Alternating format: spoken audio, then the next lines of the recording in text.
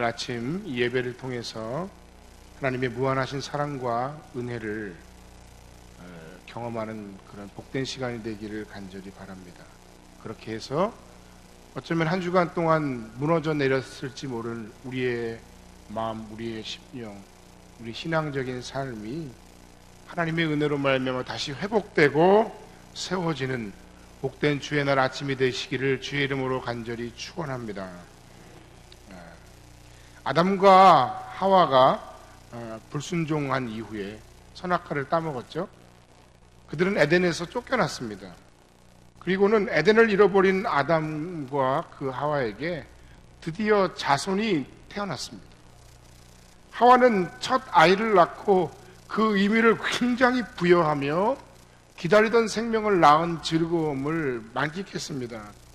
가인이라고 하는 그 이름의 뜻은 소유라는 뜻이었고, 그 소유라는 이름의 뜻을 지닌 가인을 낳았을 때 그 하와의 기쁨은 이루 말할 수 없는 것이었습니다. 그 성경에 표현하기를 내가 하나님으로 말미암아 등남하였다 라는 고백을 할 정도였습니다. 그가 고통 중에 해산하였지만 하나님이 분명히 약속하신 뱀의 머리를 밟을 후손을 그가 기다렸던 것으로 보입니다. 그가 첫 아이를 낳았을 때 그 기대와 감격이 어떠했는지를 우리가 잘 알 수 있습니다. 그리고 나서 그 기쁨이 얼마 가지 못했습니다. 둘째 아들을 낳았는데 둘째 아들의 이름은 아벨입니다. 그 아벨의 이름의 의미는 공허함이었습니다. 기쁨이 충만하고 그 자녀를 위한 그 삶의 소망이 충만하고 기대가 충만했었는데 벌써 둘째 아이쯤 낳을 때가 되니까 그 여인의 마음 가운데 공허함, 허탈함이 찾아왔다 하는 겁니다.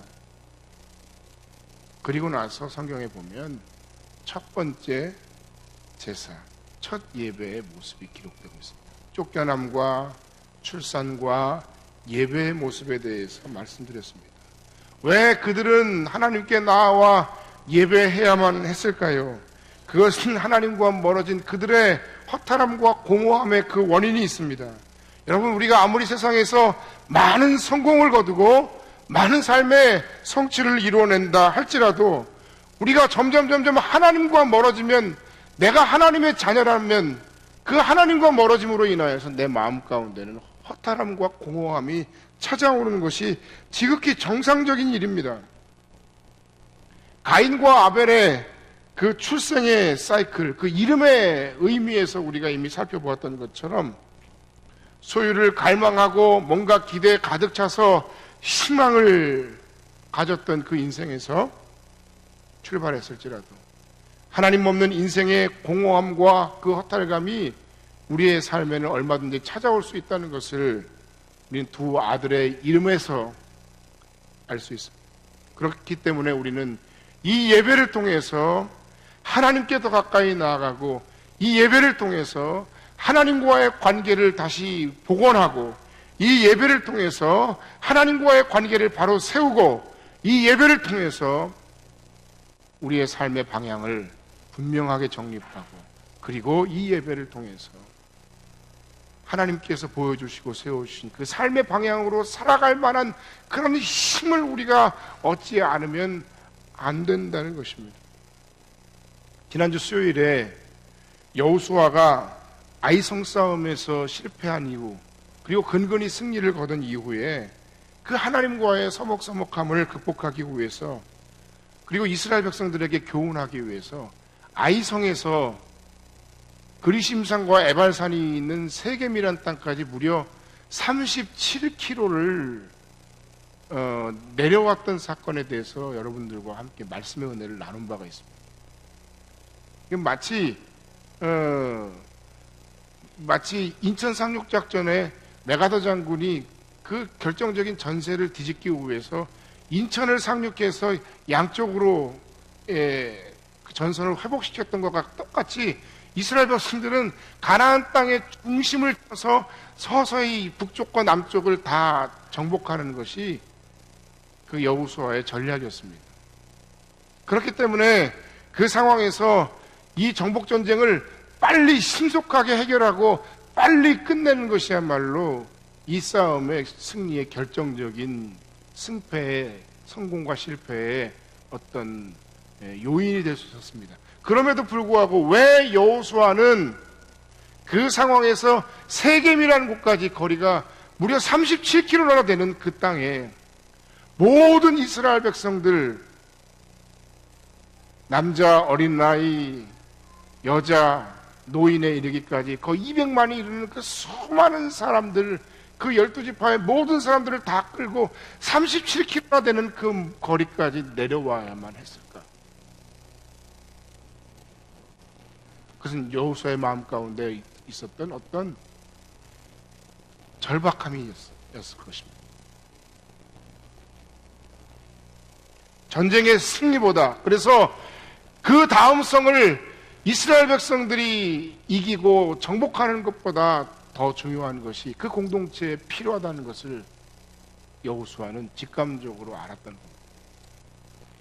그래서 그는 에발산과 그리심산 앞에서 이스라엘 백성들을 세우고 저주의 돌산인 에발산 앞에 제단을 쌓고 그 제단에 여호와의 율법을 돌로 새겨 기록하고 그리고 그 여호와의 말씀을 선포하며 누구든지 하나님의 말씀에 순종하는 자에겐 복이 있을 것이지만 누구든지 하나님의 말씀에 불순종하는 자에게는 저주가 있을 것이다 라고 하는 축복과 저주의 말씀을 온 이스라엘 백성들과 더불어 예배하며 선포할 수밖에 없었던 것입니다. 그렇게 해서 비록 저주받은 돌산 같은 인생일지라도 하나님께 나와 예배하며 말씀을 제단에 새긴 것 같이 말씀을 자신의 마음에 새기고 그 말씀에 순종하는 삶이야말로 비록 저주받은 인생인 것 같은 실패가 많은 우리의 삶일지라도 그런 예배하는 인생에게 하나님께서 복을 내리시고 그 하나님께서 우리의 삶에 승리를 선포하신다는 그런 놀라운 신앙의 고백과 삶을 이스라엘 백성들과 그 어린 자손에게까지 다 가르치고 선포하고 또 하나님께 예배하기 위해서 그렇게 했던 거예요. 사랑하는 여러분, 오늘 이 아침에 하나님께 나와 예배하는 여러분의 마음의 중심은 어떤 중심인지 모르겠습니다. 억지로 나왔습니까? 형식적으로 나왔습니까? 주일이니까 나왔습니까? 어떤 마음으로 나오셨는지 모르겠습니다. 그렇게 형식적으로 억지로 나오기에는 사실 우리의 현재 살고 있는 우리의 삶의 현실이 너무 다급하고 상황이 좋지 않습니다. 하나님께 나와 예배하는 이 모든 예배 행위는 교회를 위하거나 오늘 이 자리에 서 있는 목사를 위해서 여러분이 예배하기 위해 나온 것이 아니어야 합니다. 오늘 이 시간 여러분의 이 예배는 저주받은 인생일지도 모르는 그런 어려운 삶의 형편과 처지 가운데 있는 우리의 삶에 하나님의 말씀의 은혜를 새기고 그 말씀으로 내 삶이 다시 살아나고 그 말씀으로 내 삶이 다시 회복되기를 소원하며 나오는 그런 예배여야 한다는 것입니다.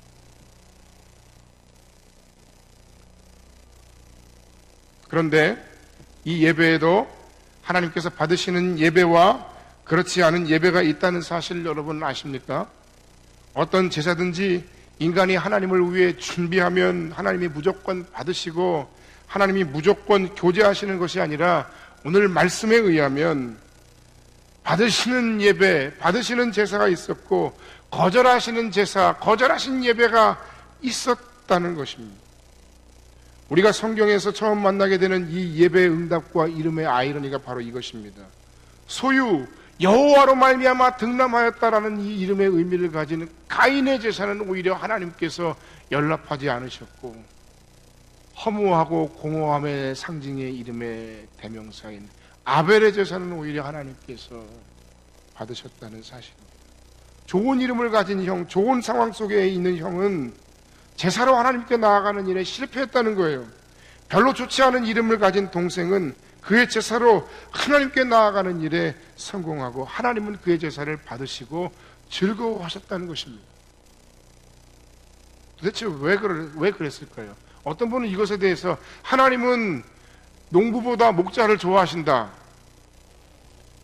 하나님은 곡식으로 드린 제물보다 짐승으로 드린 제물을 좋아하신다. 근데 여러분, 그건 잘못된 얘기죠. 분명히 레위기에 보면 소제라고 해서 곡식을 곱게 빨아서 하나님께 드린 제사의 형태도 있었다는 거예요.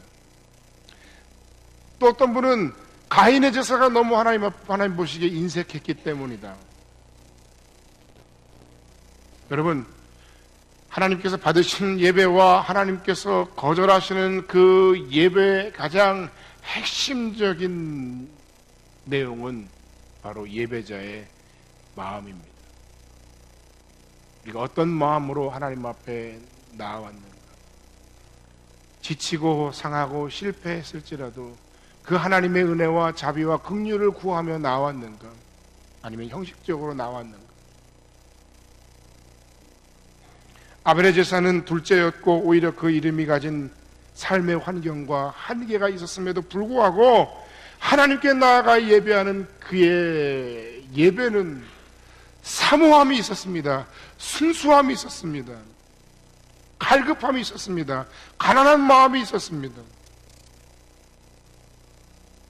본문에 보면 첫 열매와 기름진 것으로 하나님께 드리는 정성이 있었습니다. 그에 반해 가인은 더 좋은 위치와 더 많은 능력과 더 많은 경제력을 가지고도 형식적인 마음과 예배로 하나님께 나아왔다가 거절당하고 말았다는 것입니다.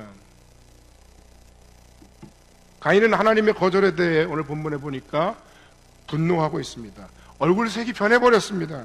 하나님의 편에서 보면 거절이지만 가인의 입장에서는 분명 실패입니다. 실패는 가슴이 아픕니다. 하지만 바꿔 생각하면 이 실패야말로 하나님의 더 큰 은혜를 구하고 더 큰 은혜를 받을 수 있는 학습의 기회입니다. 실패의 순간을 받아들이고 그 실패를 통해서 자신을 돌아보고 문제가 있었던 부분을 수정한다면 그는 곧 성장하고 더 성숙한 곳에 나아갈 것입니다. 하지만 오늘 본문의 가인의 보이는 모습은 그 실패, 그 하나님의 거절에 대해서 분노하고 있는 것입니다. 그는 좋은 이름을 가졌지만 자신의 분노를 그대로 발산하여 얼굴색이 변한 채로 나아갔습니다.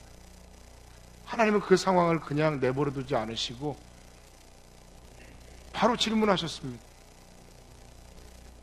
네 안색이 변함이 어찌 됨이냐? 하나님은 분명하게 가인에게 문제가 있다는 사실을 아셨습니다. 그의 안색을 살피셨고 이미 그의 마음에 차오르고 있는 분노를 분명하게 보셨습니다. 하나님은 가인의 마음속에 선을 행하는 마음이 있는가를 확인해 보시고 죄가 문 앞에 엎드려져 있다고 경고하셨습니다.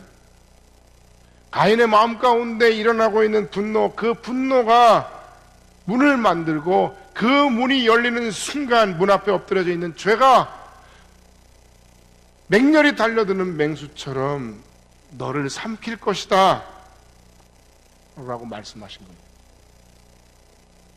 죄가 너를 원하지만 너는 죄를 다스리라, 그렇게 경고하십니다. 인간의 죄에 대해서 무력해 보이고 아무것도 할 수 없는 것처럼 보이지만 하나님은 충분히 이 죄를 우리가 다스릴 수 있고 그리고 정복할 수 있다고 말씀하시는 것입니다. 죄의 욕망과 분노와 더러운 욕심들을 우리가 살면서 아예 경험하지 않거나 그런 생각들을 아예 품지 않을 수는 없지만 하나님은 그것을 다스려야 한다고 우리에게 분명하게 말씀하고 있는 것입니다. 혼인하면 더 잘하는 사람이 있는가 하면 혼인하면 더 삐뚤어지는 사람도 있습니다. 인생을 너무 단순하게 적용해서 바라보긴 쉽지 않습니다.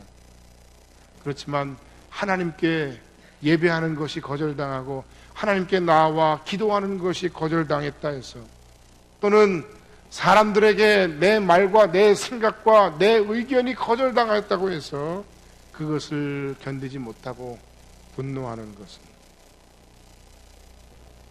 또 다른 죄로 시작되는 출발점이 된다는 말씀입니다. 그 분노의 그 불순종의 결과가 자기 자신에게 그리고 자기 주변에게 어떤 결과를 가져올지, 어떤 손해를 가져올지 우리가 잘 모르기 때문에 그런 실수를 저지릅니다. 가인은 아벨을 들판으로 데리고 가서 돌로 쳐서 아벨의 생명을 빼앗고 말았습니다. 계획적이고 의도적인 범죄 행위였습니다. 땅은 아벨의 피를 받았고 그 피들이 땅에서 억울한 죽음을 호소하며 땅은 그 피로 말미암아 수치스러워한다고 성경은 기록합니다. 가인의 분노는 사실 자신의 제사를 거절하신 하나님에 대한 분노였습니다. 그리고 그 하나님에 대한 분노, 그 하나님에 대한 화남을 자신보다 힘이 없는 연약한 동생에게 표현을 한 것입니다. 하나님께서는 가인에게 물으셨습니다. 네 동생이 어디 있느냐? 모릅니다. 내가 내 아우를 지키는 사람입니까? 끝까지 하나님을 향한 자신의 분노를 거두지 않고 자신의 잘못을 인정하지 않는 가인의 모습 속에서 우리 마음 가운데 우리가 가지고 있는 우리 인간의 분노를 확인할 수 있습니다. 자기 합리화를 확인할 수 있습니다. 분노는 단순히 관계가 안 좋은 것을 의미하는 것이 아니라 이것은 다른 죄악을 불러오는 출입구와 같습니다. 사실 이런 분노로 말미암은 살인의 경험, 성경에서는 그 살인을 품는 것만으로도 살인죄를 저지르는 것과 같다고 엄히 복음서를 통해서 우리에게 말씀하신 바가 있습니다. 이런 것들을 우리가 얼마든지 많이 경험합니다. 운전 중에 또는 운동 중에 또는 내가 여러 가지 나와 의견이 맞지 않는 사람들과의 관계 속에서 또는 가장 평화로워야 할 가정에서 폭력이 난무하고 분노를 바라는 장소가 되어버리는 경우들을 우리가 종종 경험합니다. 우리는 지혜로워서 실정법을 어기지 않는 범위 안에서 살인을 합니다. 주된 범행의 도구는 말입니다.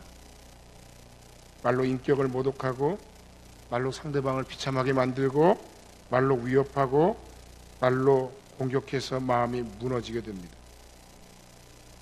우리가 흔히 아는 분노 조절 장애라는 것이 있어요. 우리가 스스로 무너지고 스스로 폭발해버릴 때가 많습니다. 다 그럴 만한 이유는 나름 다 있을 것입니다. 내 분노는 정당한 것이라고 말합니다. 이 정도면 내가 화낼만 했다라고 이야기합니다. 그러나 문제는 그 결과가 나의 영적인 부분에 있어서나 나의 삶에 있어서 돌이킬 수 없을 정도로 심각한 손해를 끼치고 그리고 자신뿐만 아니라 내 주변의 다른 사람들에게도 씻을 수 없는 상처를 안긴다는 것입니다.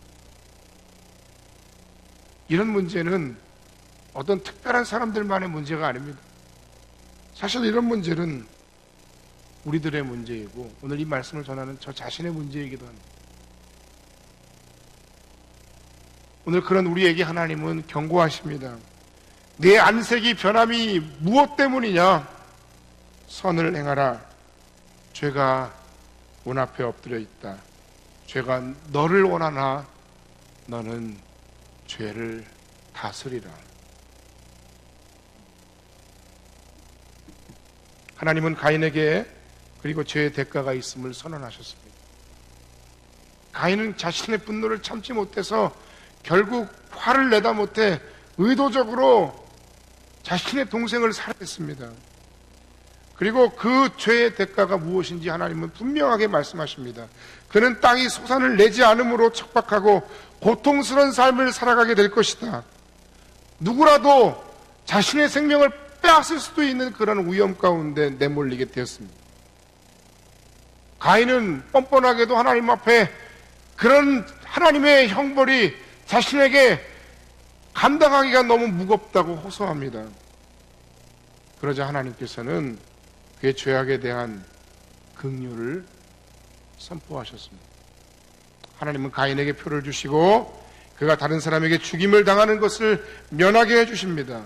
여러분, 공의로 심판하셔야 마땅할 심판해야 할 인간에게 하나님께서 긍휼을 베푸신 이 일에 대해서 여러분 우리는 어떻게 이해해야 될까요? 우리의 삶에 불의를 행하는 수많은 사람들을 그동안 보았습니다. 역사적으로도 보았고 우리 주변에서도 수없이 보았습니다. 아직도 버젓이 살인자의 마음과 생각을 가지고도 자서전에 이상한 글을 써가면서 자신을 정당화하는 사람도 있습니다.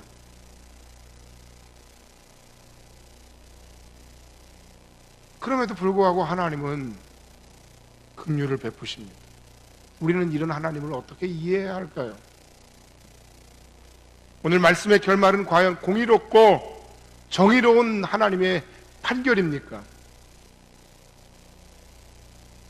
일단 하나님의 가인에 대한 긍휼은 이렇게 우리가 이해할 수 있습니다. 먼저 그가 다른 사람의 생명을 빼앗았을지라도 그 다른 사람의 생명을 빼앗은 그 사람의 생명을 취하실 주권자는 오직 하나님 한 분뿐이시다라는 것을 분명하게 우리에게 말씀하고 있습니다. 사사로이 복수하거나 살인하지 말아라. 그 주권과 권위를 존중하고 그 다스림 안에 있어야 한다는 것이 하나님의 말씀이고 하나님의 기준입니다. 또한 비록 명백한 죄를 범한 자일지라도 살게 해주신다는 이것은 가인이 비록 표를 받아 평생을 죽지 않고 살지라도 그 수치에서 벗어날 수는 없을 것이고 그 마음 가운데 두려움도 사라지지 않을 것이며 그가 에녹이라는 곳에 성을 쌓고 자신이 살아갈 터전을 만들어간다 할지라도 그의 삶이 결코 영광되지 않다는 것입니다. 하나님이 그를 살게 하셨지만 그의 인생의 심판의 저주가 끝나는 것은 아닌 것을 우리에게 말씀하십니다. 여러분, 하나님의 우리 인간의 실패와 우리 인간의 연약함에도 불구한 하나님의 긍휼을 우리가 어떻게 이해해야 할까요? 결론의 말씀을 드리고 말씀을 마칩니다. 오늘 말씀 속에서 우리가 깨닫고 다시 한번 돌아봐야 할 몇 가지 이야기들이 있습니다. 그 첫째는 우리의 예배, 당신의 예배를 돌아보시기 바랍니다. 당신에게 있어서 이 예배가 도대체 무엇인지, 당신은 어떤 예배자로서 하나님께 나와 예배하는지 돌아보시기 바랍니다. 두 번째는 여러분의 마음 가운데 있는 그 수많은 분노와 그리고 그 거절을 여러분이 다룰 수 있어야 한다는 것입니다. 다른 사람이 나를 거절했다고 해서 그것을 우리가 어떻게 건강하게 극복해낼 수 있을까? 하나님의 응답의 더딘 부분에 대해서 우리가 어떻게 이 모든 부분들을 분노하지 않고 극복할 수 있을까?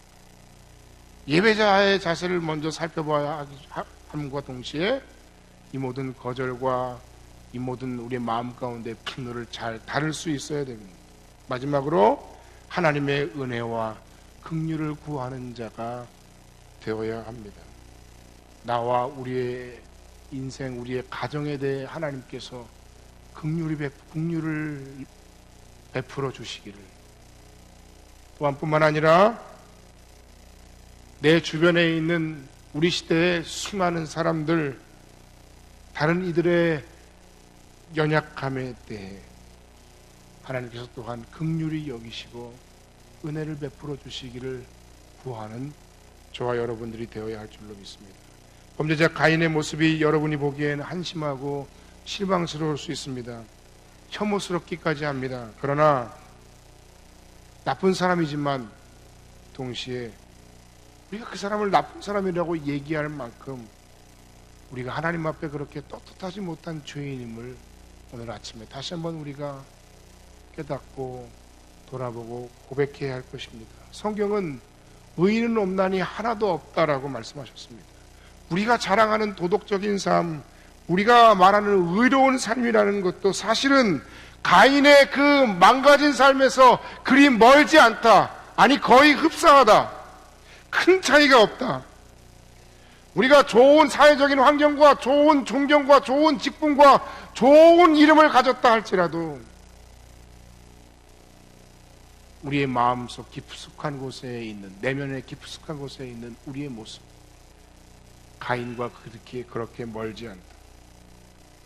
우리 하나님 앞에서 전적으로 타락한 존재임을 다시 한번 고백하고, 결국 아벨이라는 이름이 가지고 있는 것처럼 인간이 내세우고 자랑하라고 하는 그 의가 얼마나 공허하고 얼마나 허무한 것인지를 우리가 오늘 아침에 다시 한번 깨닫고, 하나님의 은혜와 하나님의 긍휼 안에 있을 때에 우리는 우리의 삶의 진정한 의미를 발견하고 참된 소망을 품고 살아가게 된다는 사실을 기억하시기 바랍니다. 하나님이 아직 우리에게 기회를 주실 때 우리의 마음 가운데 있는 육체의 정욕과 욕망을 따라 살던 그 모든 삶을 이제 멈추고 하나님께 항복해야 합니다. 하나님의 은혜와 사랑 앞에 무릎을 꿇고 하나님의 긍휼과 자비를 구하며 백기를 흔드는 우리 모두의 삶이 되시기를, 그 은혜를 힘입어서, 그 긍휼을 힘입어서 하나님께 예배하는 그 힘으로 비록 쓰러졌을지라도 우리의 삶을 다시 믿음으로 세우고 하나님의 영광을 위해 살아가며 쓰임받는 복된 성음교회 공동체 가족들이 다 되시기를 주님의 이름으로 간절히 축원합니다. 기도하겠습니다.